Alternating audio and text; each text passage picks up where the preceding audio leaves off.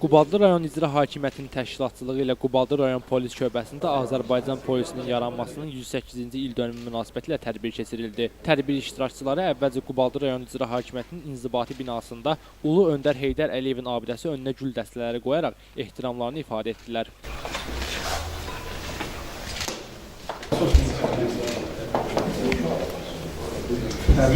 Sonra tədbir Qubadlı rayon polis şöbəsində davam etdirildi.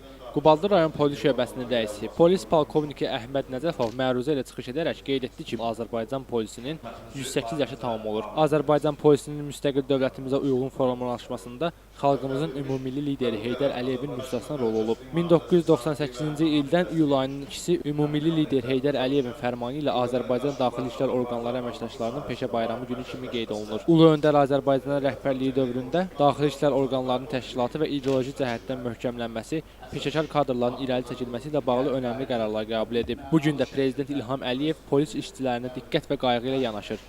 Tədbirdə çıxış edən Qubadlı rayon icra hakimiyyətinin başçısı Malik İsaqov 2 iyul Azərbaycan polisi günü münasibəti ilə bütün polislərin peşə bayramını təbrik etdi. Müstəqil dövlətçiliyimizin qorunmasında, ölkəmizdə sabitliyin təmin edilməsində Azərbaycan polisinin müstəsna xidmətləri olduğunu bildirdi.